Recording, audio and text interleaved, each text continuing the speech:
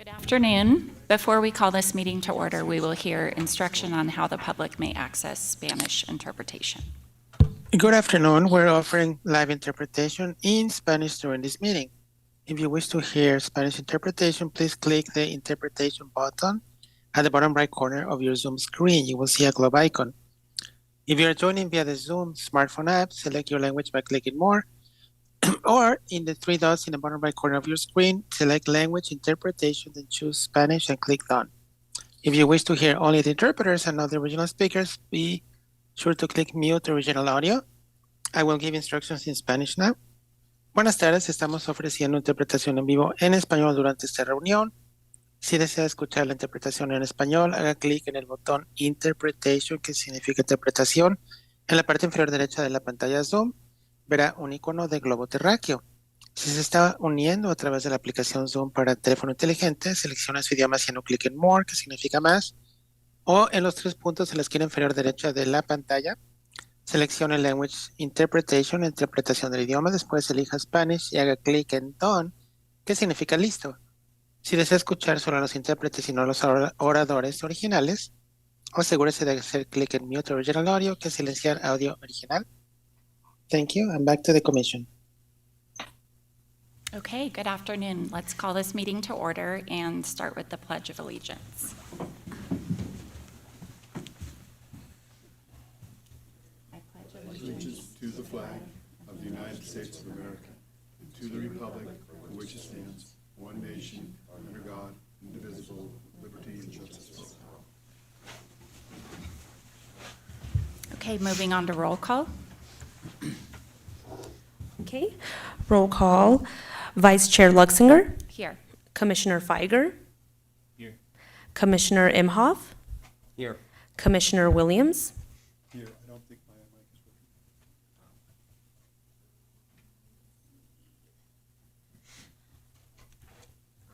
is working. for the record, Commissioner Williams is present, all present.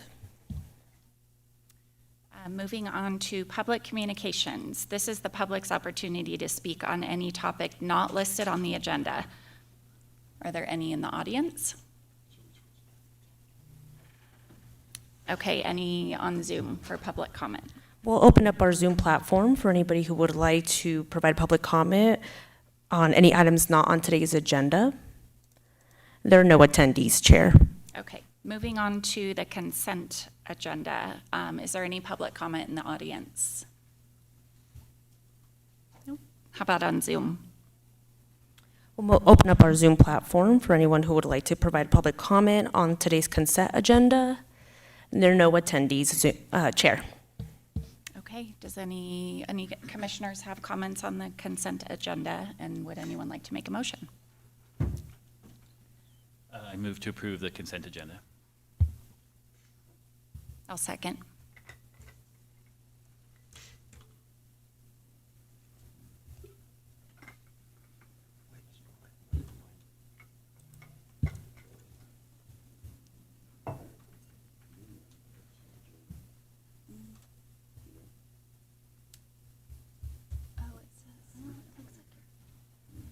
Have you ever looked at it? I have to do a refresh or something like that.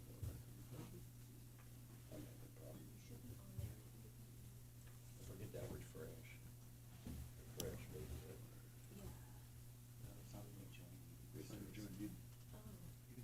That's it. There you go. Refresh. Okay, there.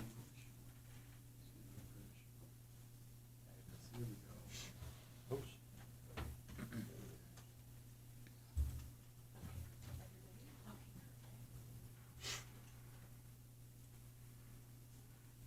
That motion carries. Okay, thank you. We will move on to our first agenda item, unfinished business of the appeal of vacation home rental permit denial at 716 Clement Street. I believe this has been continued. Yes, Madam Mayor, the applicant, the appellant, Ms. Leinert, has requested a continuance. Staff doesn't object. Okay, we'll continue that item to a future meeting. Vice Chair, you may want to continue it to a date certain. I don't know if the appellant has agreed to have it heard at the January meeting or, She didn't state, but can we push it out to February so I can discuss it with her? okay, sounds good. That would be February 19th. Okay, we will continue that item to the February 19th at 3 PM meeting. That was for 716 Clement. Okay, moving on to new business. The 2026 Planning Commission regular meeting schedule, and we're going to hear from Ms. Schoolman.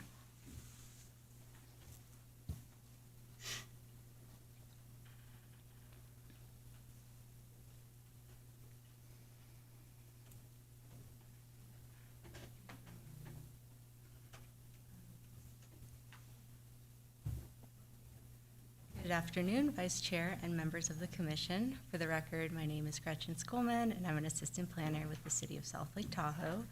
The item before you is the 2026 Planning Commission regular meeting schedule.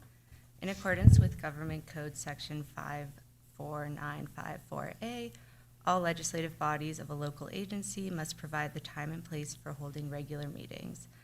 With the proposed schedule, the Planning Commission would hold regular meetings on either the second, third, or fourth Thursday of every month, except for July, which no meeting is scheduled.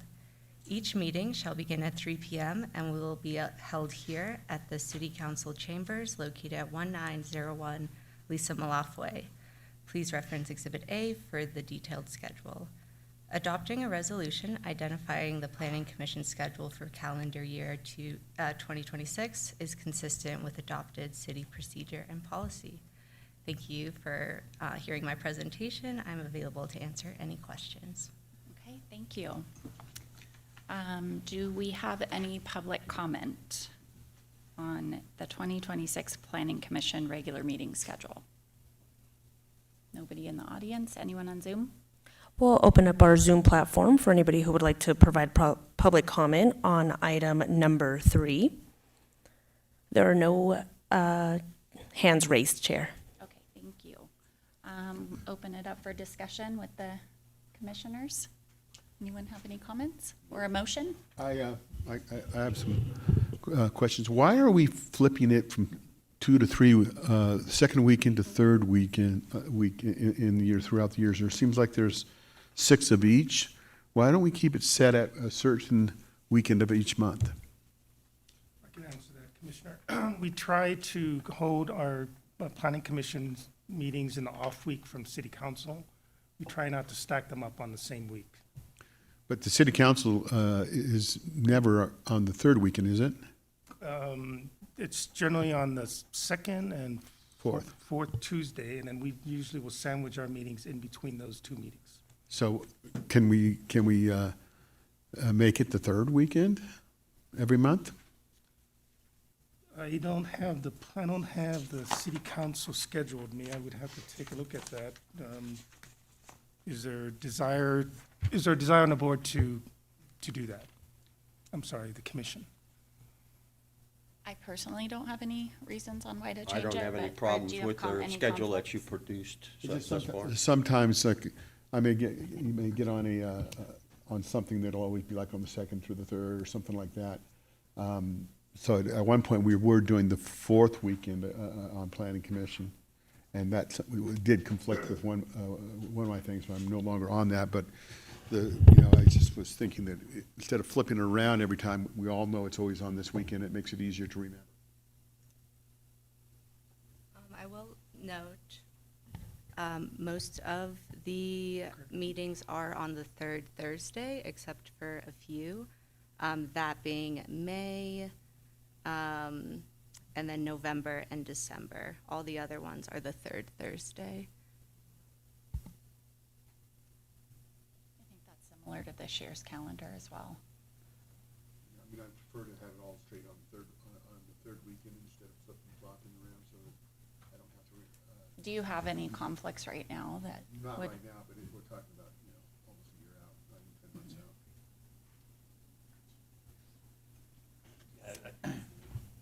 It's This looks similar to this year to me, and it seems fine. It's early enough for me to schedule around them. I don't even know if I'll be on the commission next year.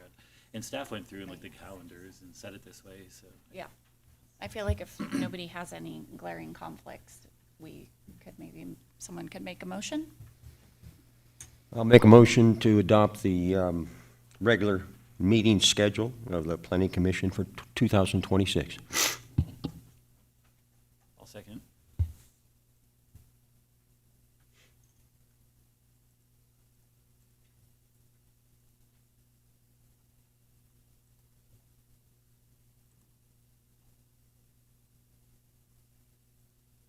That motion carries.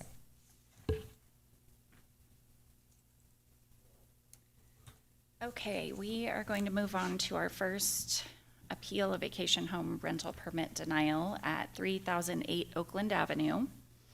I'm going to read through the procedure because it is very specific on how the process works.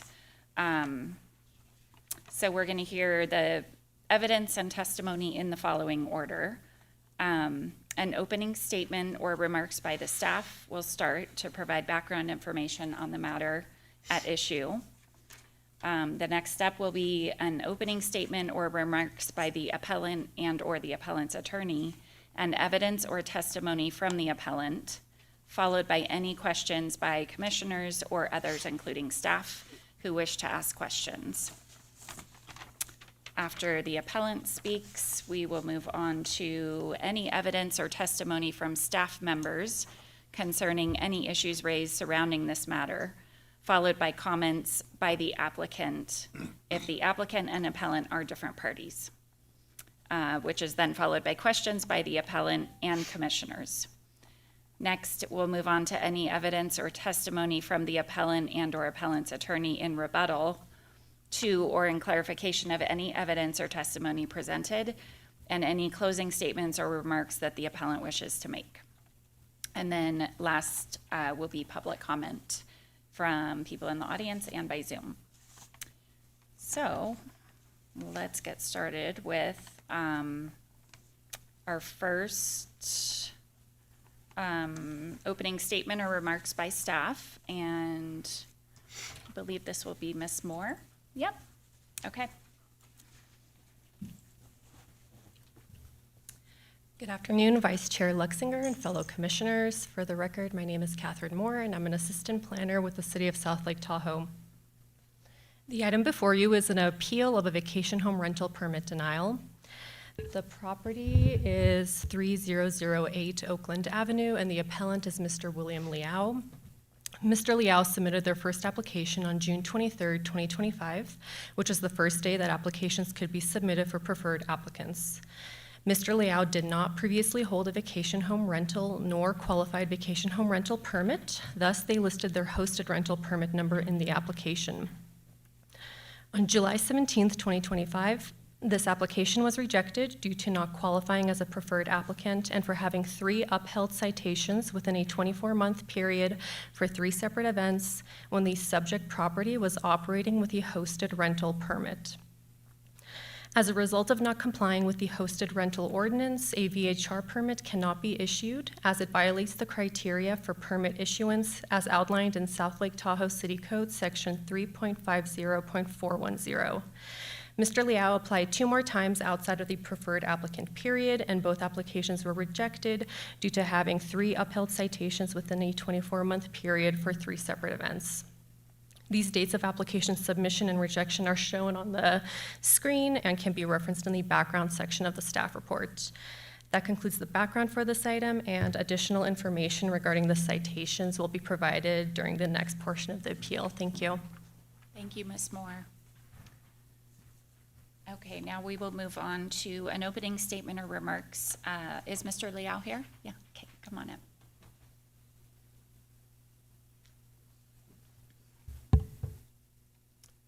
Good afternoon, Vice Chair and Commissioners. My name is William Liu. I've tuned into the last couple Planning Commission meetings regarding VHR appeals, so I already know what the outcome will be. For the record, I've had 3 violations and fall within 150 feet of a neighboring VHR. So on paper, I am not the definition of exemplary, but in practice, people who know me will attest otherwise. But since I've already paid the $380 to be listed on today's agenda, I will use my time here at the podium to give you a background of myself, why I chose to do a VHR, and touch on finding nuance within an arbitrary set of rules. To give you a bit of a backstory, I am an architect, and if you know anyone who is an architect or an aspiring architect, it is a hard profession. It is near impossible to get any commissions without a portfolio of work, but generating a portfolio of work is impossible without being commissioned by a client. Opportunities are hard to come by, especially in the realm of good, considered, thoughtful design. So about 10 years ago, I decided the best course of action was to create my own work, with the hope that by getting the work out there, it would lead to future architecture commissions. Back then, my vision was simple: to build a house and rent it out to vacationers. I spent a total of 4 years on design and construction. It is not a large property. It is modestly sized 2-bed, 2-bath cabin with very considered architectural details. It was extremely hard work because I wanted to carve out a design niche category within the VHR space, and I knew the investment of time and money would be worth it upon the completion of the property. I never went into this property as a traditional developer whose sole focus is on the bottom line and generating ROI. Unlike the more is more approach of generating the most space and maximum amount of rooms and bathrooms a property can handle, my approach was to design a place that fit the low-density character of the neighborhood. My central motivation and thesis, if you will, was to create a design to fit into its natural environment and to give vacationers a sense of awe when they experience a house. So when the property was finally issued the certificate of completion 2018, December of 2018, Measure T had passed, rendering my property ineligible for a VHR permit. Tired from construction and deeply upset by the new regulation, I was livid at the city for taking away the one opportunity I had to build my career and provide my family with a little bit of income. In my perspective, Measure T was mostly spearheaded in part by retirees who selfishly wanted the neighborhood for themselves, ignoring all of the economic drivers and seasonal fluctuations of a vacation town. The one thing I absolutely despise is the mentality of closing the gate, locking it, and throwing away the key. An analogy in reference to those that have achieved success and borrowing a younger generation from achieving their goals. This project was not handed to me. I did not come from a wealthy background. I created this home from a vacant parcel and wore many hats throughout the process to execute the vision. It is imperative that I turn on the economic engine that I had put so much effort into by obtaining a permit so I could rent out the cabin in full. From what I've been hearing from previous planning commission meetings, the terms such as black and white, cut and dry, this is the law of the land. I like to ask then, what is the purpose of the Planning Commission? Is it not to look at nuance? As an architect, I'm not unfamiliar with variances, which allows for flexibility by allowing exceptions within the planning regulations. And through this process, I believe the Planning Commission does look at nuance. So after my application was rejected, I had emailed and asked the city manager on how to rectify the issue so I could get a permit. He then referred me to the police lieutenant, who told me there is an appeals process, which indicated to me that if I told my story to the Planning Commission, that my appeal would be considered. This filled me with hope. However, after hearing about the outcome of previous VHR appeals, I expect to be met with the same fate. If this matter is truly black and white, why is there an appeals process in the first place? My hope is that one day a VHR permit be granted for my property, such that I can continue the important work of creating beautiful spaces for my neighborhood, for the city of South Lake Tahoe and beyond. Thank you for listening. Thank you, Mr. Liu. Okay, we will, on the same line, ask for any questions by the commissioners to Mr. Liu. Questions, comments? No, no Oh, questions? I'm on, no wonder.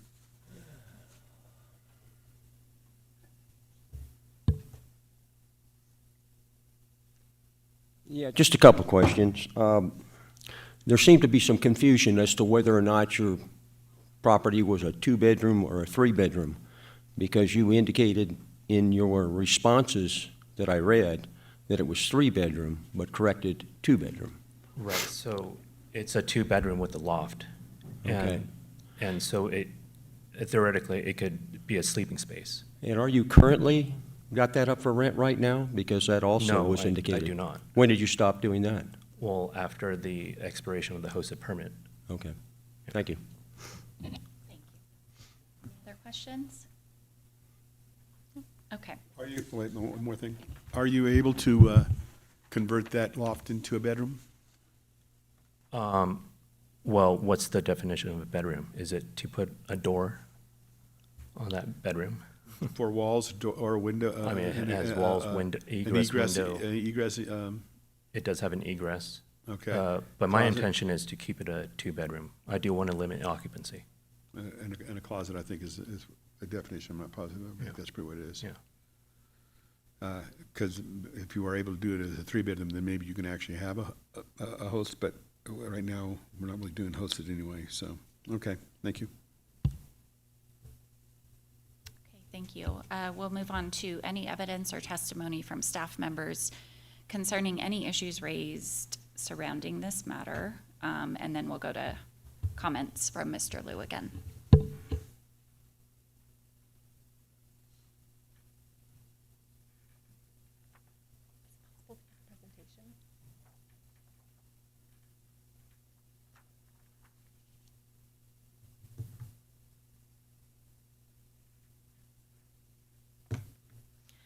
Thank you, Vice Chair. Again, my name is Catherine Moore, and I'm an assistant planner with the city. As mentioned earlier, Mr. Lowe applied 3 times for a VHR permit, and all 3 applications were rejected due to the subject property having 3 upheld citations within a 24-month period for 3 separate events. Upheld citations mean any citations that were neither overturned on appeal nor dismissed. The subject property was cited for 3 events on September 8th, 2023, September 4th, 2024, and April 15th, 2025. These citations were violations to the hosted rental ordinance as outlined in South Lake Tahoe City Code Section 6.55.295 and were neither appealed nor overturned by a hearing officer. On September 8th, 2023, the first event, the property received a citation for violating South Lake Tahoe City Code Section 6.55.295E1 and Section 6.55.295F3. Per South Lake Tahoe City Code Section 6.55.295E1, the homeowner or tenant must reside in the same dwelling as the hosted rental.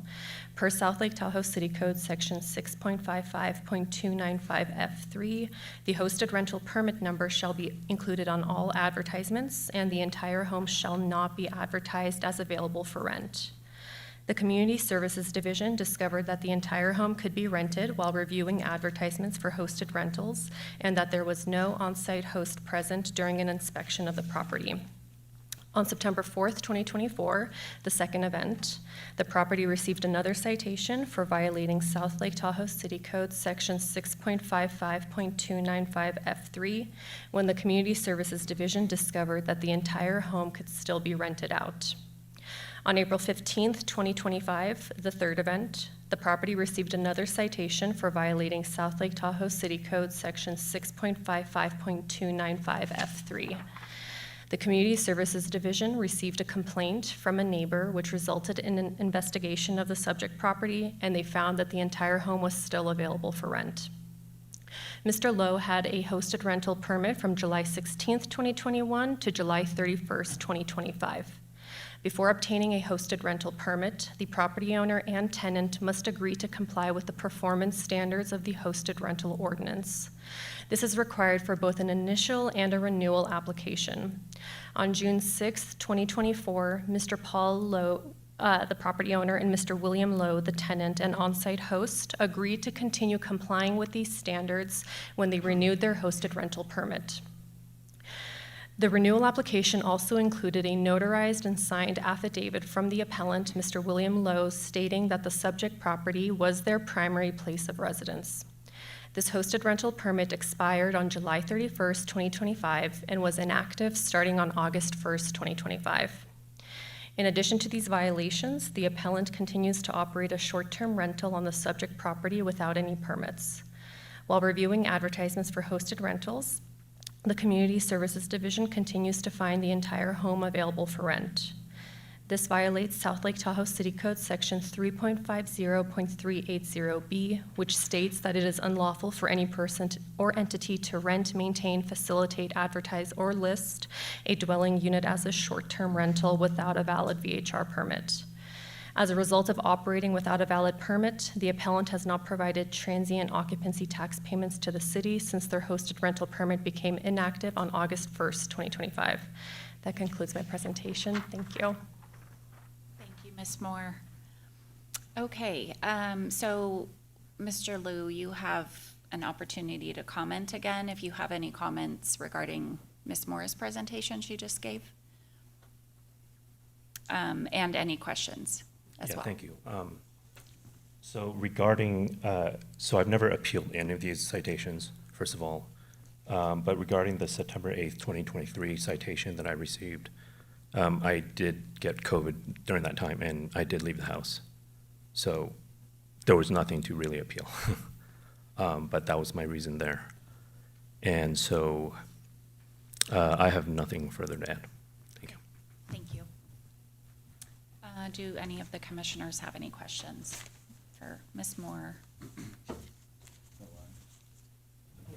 When was the most recent time Community Services saw the place up for rent?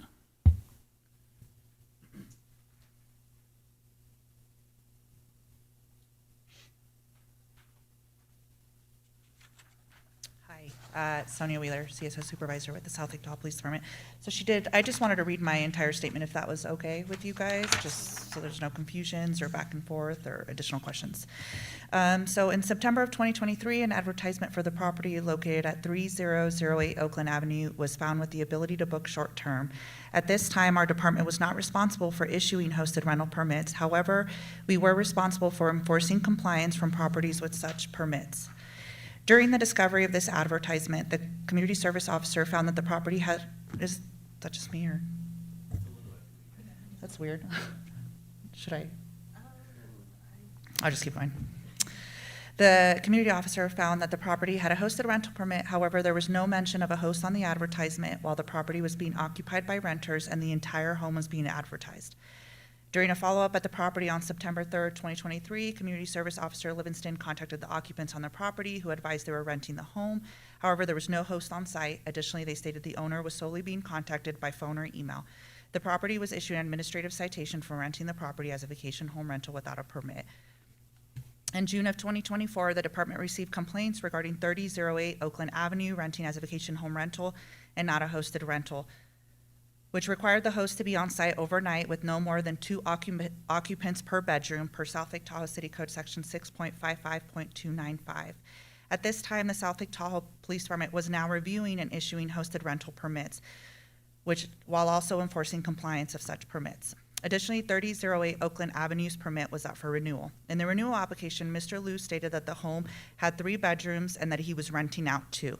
I contacted Mr. Liu via landline and advised him that per the El Dorado County's Assessor's Office, 3008 Oakland Avenue was a 2-bedroom, which meant that he would only be allowed to rent 1 bedroom while staying in the other while not exceeding 2 occupants.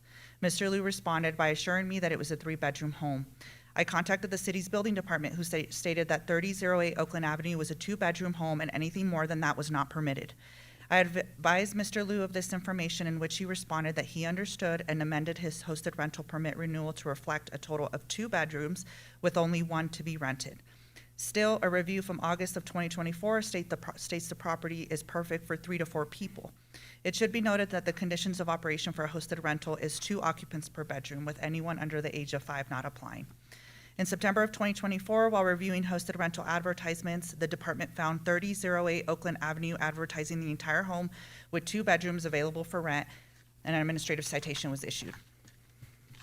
In April of 2025, the department received a complaint regarding 3008 Oakland Avenue. The reporting party stated, it is so not fair and it is disturbing to the neighbors who comply with the rules. The rules. The owner's actions have made other upstanding citizens lose trust in Tahoe's rule of law. The department found that the property was still advertising the entire home with 2 bedrooms available for rent, and a review from someone stating that their group had a great time. An administrative citation was issued. On July 29, 2025, Mr. Liu applied for a vacation home rental permit and was advised by the department that he was not eligible for a permit due to 3 or more upheld administrative citations. On August 1st, 2025, his hosted rental permit expired. On November 13, 2025, I found the Airbnb advertisement for 3008 Oakland Avenue, which had approximately 7 reviews since Mr. Liu's hosted rental permit expired on August 1st, from individuals that mention only staying a few nights. The South Lake Tahoe Police Department uses an application called Rentalscape, which allows the department to review advertisements throughout different platforms and shows us what days and through what platform a property was booked. On Sunday, November 16, 2025, community service officers made contact with occupants on the property after being alerted by Rentalscape that it was still being operated as an unpermitted vacation home rental. Community service officers Zepeda and Tapia advised they made contact with an occupant who stated that him and others inside were short-term rentals and would be checking out that day. The occupant was hesitant to answer any further questions and asked that the community service officers contact the property owner directly. As of November 18, 2025, Mr. Liu's advertisement for 3008 Oakland Avenue is still live and active, with the expired hosted rental permit number displayed with a note advising that transient occupancy taxes are included in the price. No TOT tax has been paid to the city of South Lake Tahoe since July. Thank you, Ms. Wheeler. No problem. Anybody have any questions? Vice Chair Luxinger, we went a little out of order since I think that was part of a staff statement, so I would Okay. just advise to give the appellant a chance to respond if he would like to. Thank you. Okay, Mr. Liu, do you want to respond to Ms. Wheeler's presentation? The last time I paid TOT was in September. So I paid for Q3, I believe. Yeah. Thank you.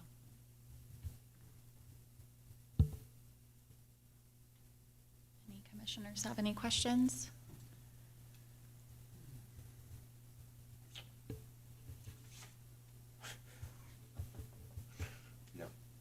No further questions.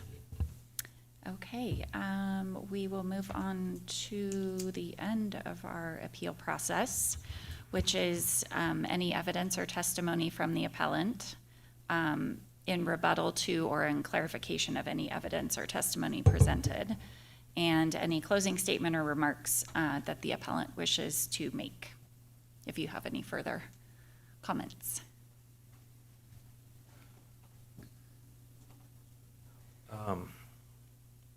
Just want to say that policies have far-reaching consequences, generational consequences.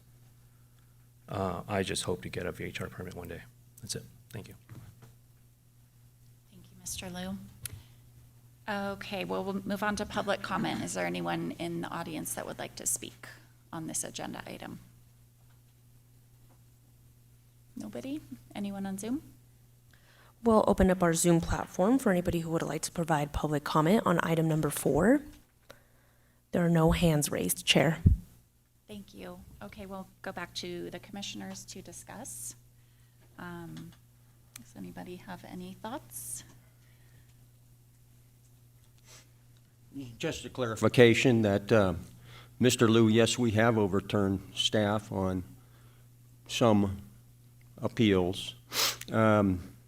I find it a little, the troublesome part that I find is the fact that, number one, that you advertised it as a 3-bedroom. You said to the city it was a 3-bedroom, and it was really a 2-bedroom. And also that you advertised this after you had been cited 3 times. So that's problematic for me. And I know this is a very difficult process, but that's about all I have to say. The other thing that was kind of disturbing to me is that you were cited in 23 for advertising the entire house, and then you were cited again in 24. You probably should have changed your advertisement to not full house. and essentially 2-year citations is advertising full house. I don't, we haven't heard anything about how you did have somebody who is living in the property. And it doesn't appear that there was anybody living in the property from any evidence that we can see. As Commissioner Nim has stated, we have overturned 2 in the past. There was compelling evidence on why we should have. If you wish to change the law, I would suggest you contact our city council members. There was at one point a way to change people who were interested in doing some changes. And that we do now have a new city council member. I would suggest you talk to city council members to change the law. But unfortunately, we have to uphold the way that the current law is written, unless there's an extenuating circumstance, as was found in at least 2 cases. Just saying, yeah, I don't think it's unfortunate. I mean, we've seen quite a few of these, and no offense, but this is like one of the most egregious ones, to be going on for years, renting this illegally and continue to advertise it. Like, that's wild. So nothing else. Thank you. I would agree. This is a pretty straightforward appeal. And the comment about everything being black and white and cut and dry, I can understand how it can come across that way, but we unfortunately don't have the authority to just change the rules based on emotion or what we feel is right in the moment. We have to go with what's in the ordinance. And we did actually come together as a group a couple months ago and come up with a list of things that we've come across since we've been doing these appeals. It's been 5 months of this, I think. Every time we have appeals come up, we find more and more things that are embedded in the ordinance that probably wouldn't normally come up. But we did report back to the city council about a month ago with our feedback and things that we would recommend looking at to change for future. Because I too hope that you can get a vacation rental permit someday. It sounds like you have a beautiful home and all the right intentions, so I do hope the best for you. So with that, I think we're ready to make a motion. Does anybody want to do that? I move to adopt a resolution denying an appeal of a vacation home rental application rejection for 3008 Oakland Avenue. I'll second that.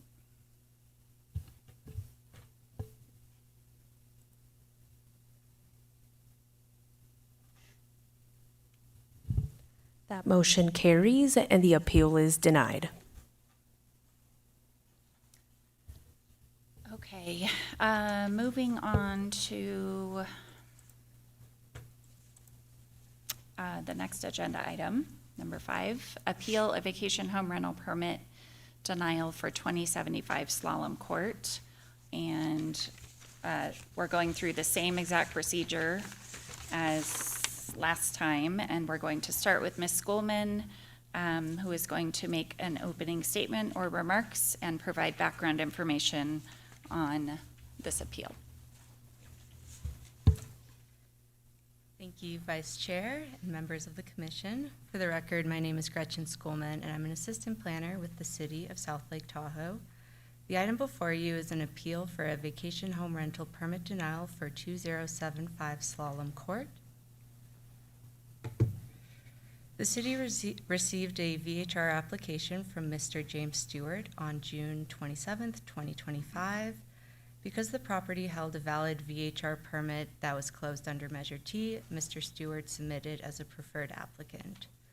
The initial application was rejected on July 24th due to an incorrect permit number. A corrected application was then submitted on July 27th. Proof of ownership for 2075 Slalom Court was requested on August 12th and submitted by Mr. Stewart on September 3rd.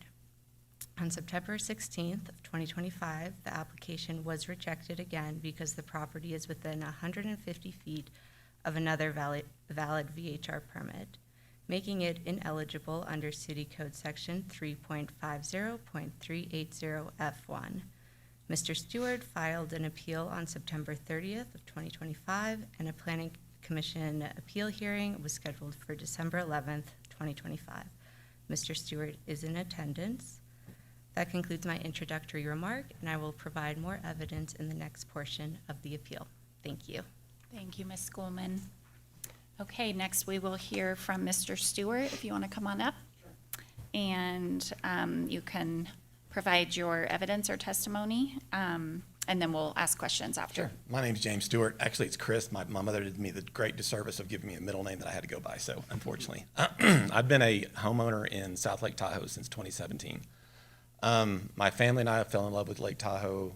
We found a place we wanted to buy. We did. We thought it'd be a great place to be able to take our family and friends and enjoy the ambiance of Lake Tahoe and the beauty of it. And although not being a wealthy person, former military, blue collar, I am fortunate enough to be able to maintain the payments.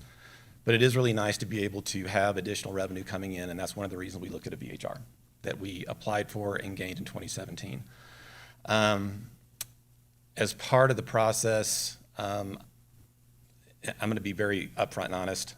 When the committee did a great job in terms of putting together responses to my requests, in terms of what I saw were inconsistencies, but the inconsistencies, whether or not they were not, really is a moot point because I love the fact that you actually provided a timeline for the other property that was on the street that was the 150-foot barrier. So it showed exactly when they applied, when we applied, not have a full-time job as a VHR, person, having a work during the day. So I was a couple of days late in getting my application in.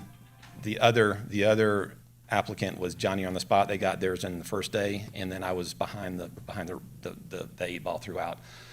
The VHR number that I provided initially was actually the original VHR number back in 2017, which had changed, and then by the time Measure T was a different one, so we reapplied, but at that point we were already behind the 8 ball. Unfortunately, 28085 got theirs, and so with that being said, I mean, it's pretty easy. I know what the response is going to be, but I will give you my 2 cents just on the process, and it's probably not even worth that. The process, and I know that the city did a great job in terms of doing, having a really difficult job in putting together a process that, to be fair with everyone. I will tell you, it's a little bit like the Black Friday doorbuster sale. You got to be in the front of the line to get to the aisle, the electronics file, to get the last, big screen TV. And unfortunately, we were not the first one through the door. So with that said, I hope there is an opportunity. I know there's a new city council member, and I know there's some things on the docket to take a look at, removing the 150-foot barrier, because there are owners like myself, former VHR owner before Measure T. We went through COVID. We went through that part of it with not being able to even visit Lake Tahoe or have residents into our VHR or our home. We also went through, I was fortunate enough to have a friend locally that lives in Lake Tahoe that has actually helped me as far as being a host for my rental. We currently have a hosted rental that is nice. I would love that if there was a process that allowed, if you do have a clean record as a VHR owner, which we have, we've never had a citation either with our original VHR or with our hosted rental, to transition a hosted rental, because we are within the 150-foot radius. But once again, we are doing a VHR, and we don't rent it out a lot, but we do, like I said, it is nice to have the additional revenue. So that's basically, like I said, the 2 cents. You can use it where you want, but it's probably not going to take you too far. But that would be my hope, and hopefully at some point, we can get rid of the 150-foot barrier, especially for the buffer for the folks like myself that have run good VHRs and have followed the rules and been compliant with everything over the last few years. So that's all I have. Thank you, Mr. Stewart. Any questions from commissioners? Yes, Mr. Imhoff? First of all, you seem like too nice of a guy to lower the hammer on, but anyway, that's just a sideline. You mentioned, just out of curiosity, you mentioned that the guy got in before you. Was all of his inspections done and everything like that prior to your application getting in? Because what kind of amazed me about this one was the fact that it was because of an incomplete number that you had on a prior permit is why it delayed the process? Well, like I said, I think I put my initial application in on, and like I said, the timeline was great, just being able to see that, because that gave me full visibility and say, okay, now I understand the process. But I believe 2085 put theirs in on June 23rd. Mine was in on June 27th. So we were already 4 days behind. So by the time 30 days came around, they said, hey, we need your ownership for 2085. At that point, they said, hey, by the way, we don't have the right VHR number. And I realized that I'm like, okay, I used my original 2017. It had changed because that was on the app, way back in 2017. I think the permit numbers updated at some point between 2017 and 2019, 2020. So I used the original, which was my mistake. I admit that.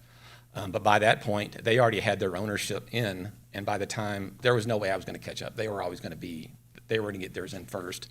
And by the time I got my ownership application, documentation in, they'd already had their inspection and they had a permit at that point. Maybe this is a better question to staff, but when you get that application in, has the inspection already been done? No, the inspection's not done until the packet is complete or That's deemed the way- complete. Yeah.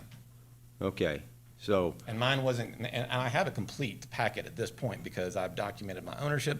The other thing that I had as far as inconsistency is I'm the same owner that's been since 2017 through all the VHRs, which really is a moot point because I was behind the date anyway for the other property owner. okay. Because I'm just trying to get this understood here from the standpoint that you gave them a number that was incorrect. That was the old permit number, correct? Yes. Okay.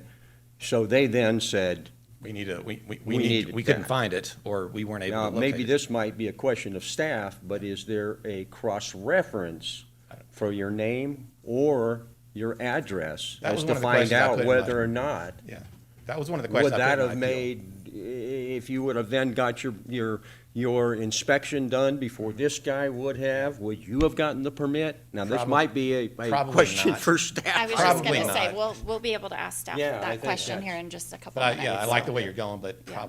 unfortunately, I'm a West Point cadet and do not lie, cheat or steal. I can't tell a lie. So yes, probably Okay. they would have been in front of us anyway. Okay. Any other questions for Mr. Stewart? No? Okay.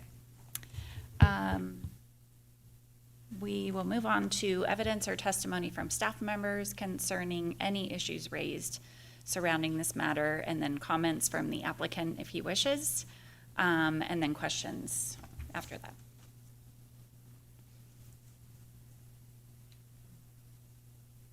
Thank you, Vice Chair. Again, for the record, Gretchen Skolman, Assistant City Planner. So I will go over the chronology of the appeal for 2075 Slalom Court as well as 2085 Slalom Court and hopefully clear up some of the comments made earlier. So the permit number received during the first application for 2075 Slalom Court was 00996, which references permit number VHR-00996 from a zoning administrative hearing in 2017, which authorized a special use permit for the appellant to operate a VHR. VHR permit number 008856 is from the business license, which is used to collect transit occupancy tax. And that number is what the Community Service Division recognizes as the official permit number, so that was kind of that change from 2017. After receiving the correct permit number during the resubmittal on July 27th, the Community Service Division was unable to locate supporting documents under permit number 008856, proving that the appellant was the owner of the VHR in 2021, which prompted the need to request proof of ownership to ensure the appellant was the property owner when Measure T went into effect. This was a pretty common practice during this time, and they did it for 2085 Slalom Court as well. It was asked for both properties. The Community Service Division requested this information on August 12th, and the application was deemed incomplete until Mr. Stewart provided this information. Mr. Stewart provided the property owner documentation on September 3rd. And by the time that this was submitted and the application could be deemed complete, the VHR permit had already been issued to 2085 Slalom Court, creating the 150-foot buffer, which you can see on this slide. So the adjacent property at 2085 Slalom Court applied for the VHR permit on June 23rd. And just to put into perspective, when they submitted that application, they were 103rd in the sequence queue. And then when the appellant submitted their application on June 27th, so a few days later, they were number 394, so they were a little bit farther behind. And then the applicant for 2085 Slalom Court provided additional ownership documents on July 21st, deeming their application complete. And then it passed inspection on August 14th and was issued a permit on August 19th of 2025. So this property did apply prior to the appellant and then ultimately was issued a permit prior to the appellant, causing the Community Service Division to deny the appellant's application. Thus, the city contends that the permit denial was done properly and in accordance with the adopted standards of the vacation home rental permitting process. That concludes my presentation. Thank you. Thank you, Ms. Goldman.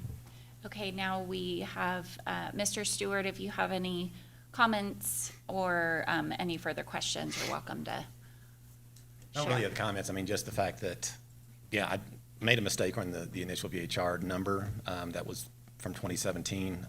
Would it have made a difference? That's why I said it's probably a moot point because they were already steps ahead. And the only thing I would say is that it'd be great to have a process. 'Cause I know there's other people like me. With every process, there's always somebody that is adversely affected. And I think I fall into that boat, and I think there's probably other people out there. And I think that's one of the reasons we're looking at the 150-foot buffer. Is are there other alternatives? And I know they're going to look at that, but, you know, other alternatives, it's like, okay, who currently has a current VHR, which I do. It's not a VHR with the new permits, but it's with the hosted rental.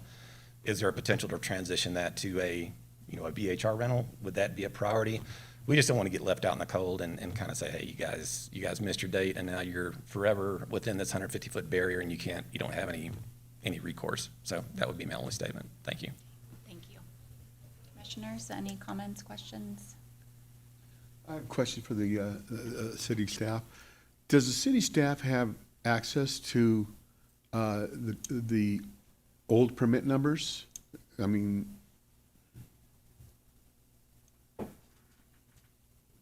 John, do you want to speak to kind of what the historic records that are available, and I can maybe speak to the process? The historic records are, the business license numbers assigned to VHRs are in our old Community Plus system. And we have a new system now it's called HDL, where we do the permitting, but I would have to ask Sonia if those numbers were transferred over in HDL. Yes, we do have access to those old permit numbers.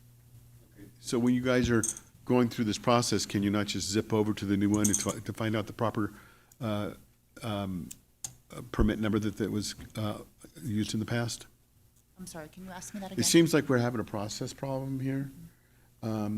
It would seem like if the city has access to the permit numbers in the past, it probably would have not had to, we had 2 weeks of him submitting the thing, and then when they looked at it, they said, oh, we're missing this. There's, it looks like a 2-week period between the time where he supplied it back to you on the number when the city staff could have just zipped over and said, okay, here's the proper one, let's put that one in. And then the second question is, does the city staff have access to the county records? I know that I can look it up on county myself, online, to see if they have access to who owns the properties, because Well, I can try answering some of that. We do have access to county data and ownership data, but I believe, and that when an application comes in, staff relies on the business license number that is provided by the applicant. And that's what we do the search on. And if we search and it comes up empty, then we send out the email notifying the applicant to submit a correct business license number. Is that the process, Sonia?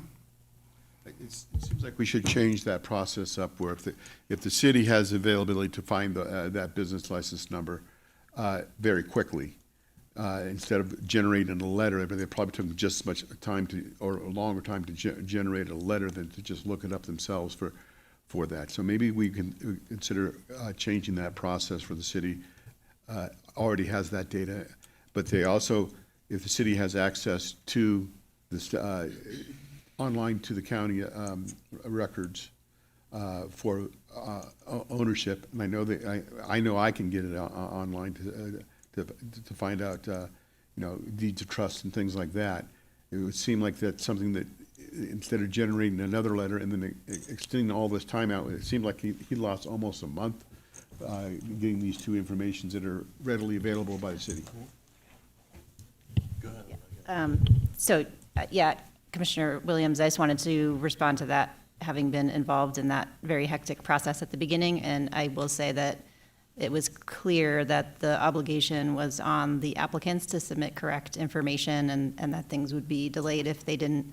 But also, this issue isn't really coming up anymore because it was only during the preferred applicant period, where it was the prior permittees from 2021 that were able to apply before everybody else could apply. That was the only time we were really checking the old permit numbers and the ownership data, and now that's not needed anymore. Well, this is the second time that we've had to worry about ownership data. There was one permit that was issued that we found that was appealed, where we let the appeal go through, where somebody who applied did not have ownership at the time of application. It seems like if the county has the ability to, if the city, as us as public servants, can make it easier for our constituents, it'd be better, especially since we readily have that data. Because one of the things we're seen to be asking for is proof of ownership. Proof of ownership can be readily available through county records by city staff, and I think that's something we should put into the process. Yeah, and I can add to that. And so, to build on what the city attorney was saying, so that process was done. Again, this only occurred during the preferred application period. And the issue wasn't that we couldn't look up the current owner. It's verifying whether that today was the current owner back before the Measure T. And so when that information didn't match, there were some minor instances, a few where we had to request new information to show that the current owner today was the same one back then. And so that doesn't occur anymore because we don't have to cross-reference that anymore now that we're just in the general application period. Indeed, I think at the last meeting you heard an appeal where permit was granted when there wasn't quite the ownership. So that isn't happening, but it is verified. We do have access to it. It is checked. But when it can't be verified, for example, there was a transfer of ownership or a trust name changed, there was some chaotic kind of periods there in the early days of trying to cross-reference that and verify that. Oh, okay, so in this case, there was some change of either a move over of trust or something like that. So, and we've corrected that, and now the city staff has ability to check online with the county. And it's not needed to be checked anymore because we're past the preferred. So it doesn't matter if you were the owner back prior to 2017 because anyone can apply now. But we're still requiring proof of ownership on now and any future. So the application that you sign under penalty of perjury says that you're the owner. And that's how we verify it. Again, to the city attorney's point, the application is very clear that the onus is on the applicant to provide all necessary information, and any false information, if it is later determined that you're not the owner, the permit would be invalid and withdrawn. As was, I believe, the case in one of the last appeals that the commission heard where the person falsified information on the application. Okay, so we're not requiring proof of ownership for the permits to be issued? Not in every case, not like Okay. in every single case. In instances such as this, though, when there is a preferred application period. Okay, any other questions or comments from commissioners? Mr. Imhoff? Yeah, and basically, I'm a kind of a tie goes to the runner person. I was trying to ascertain, if possible, that whether or not there could have been any possibility that you had your permit before they had a cross-reference been done. But based upon what your testimony is that that's probably not the case. It's probably not the case. I mean, I will say that, the ownership from 2017 has not changed, and, Right. to the point too, I mean, when I sign my TOT taxes, I have to sign under penalty of perjury that I am the owner every quarter that I've sent in, either with the VHR or with a hosted rental over the last 8 years or 8.5 years. And I will tell you that this buffer has been a complete disaster for this committee, okay? And it is right now being proposed to eliminate it and stuff, but those, until There's that no ordinance guarantees. changes, Yeah. and unfortunately, this kind of falls outside of the area, in my opinion, of constitutionality, so unfortunately, they can do something like this, Yeah. but good luck to yourself. Yeah. I think it's gonna change. Okay, well, thank you for that, Mr. Imhoff. And like I said, I appreciate your questions, and like I said, if I was a person who would stretch the truth, I might make a different answer, but I can't, I'm sorry, I can't do that, though. Mr. Stewart, while we have you at the podium, you have closing statements or any other input that you'd like to provide before we wrap things up? Thank you for the process. Thank you for allowing me to see some of the behind the scenes from the dates. That helped me understand the process, so I wasn't quite as irate as I was when I first, oh man, how did this happen? And, yes, there were mistakes made on my part. Could certain things have been, hey, the initial VHR, be able to cross-reference from the actual address? Potentially, would that have helped? Maybe, but more than likely, no. They probably would have gotten theirs in before us. But I would just say if there is an opportunity to change the 150-foot barrier or buffer, or an opportunity for VHR owners such as myself as a hosted rental to be able to transition to a full VHR, I would not turn it down. Thank you. Thank you. One more comment. Thank you for your service. I appreciate it. Thank you. Okay, now we'll go to public comment. Is there anyone in the audience that would like to speak on behalf of this agenda item? No? Zoom? We'll open up our Zoom platform for anybody who would like to provide public comment on item number 5.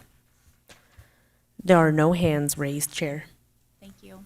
Okay, commissioners, any further comments or discussion on Mr. Stewart's appeal? Just one thought that you had, sorry, Mr. Stewart, that you are in a group, not to call you up, you are in a group of appeals. We've heard that the buffer is the only reason. And if I remember right, we did in October communicate to City Council that, if anybody that was excluded, or who was rejected just for the buffer should have the opportunity to reapply quickly. But I don't think what has come up is the transitioning from a hosted rental to a full VHR. I was going to bring that up too. So I don't know, Yeah. for us, maybe after this agenda item, when we get to our planning commission piece, we could talk about if everybody agrees of sending some feedback to City Council about that too. Because Yeah, the I time think- might be, time may be coming for some changes to the ordinance. I would as we all read the greatly news, appreciate so, that. yeah. That is a recommendation, yes. I think that might be about the best we could do. Thank you. Mr. Williams? I would also encourage you to talk to city council members. There's at least 2 members who are in favor of I know, yeah. of the buffer. I would talk with at least one that is firmly against, wants to keep the buffer in. Talk to the other ones to see if you can gather some support for removing the buffer. Yeah, well, thank you. And I know we have a new council member as of 2 days ago, Tuesday. yeah. Yeah. Thanks for being here. Okay, does anybody want to make a motion? Say want. not to, but I will move to adopt a resolution denying an appeal of a vacation home rental application rejection for 2075 Solemn Court. In its nicest way possible, yeah, thank you. I'll second.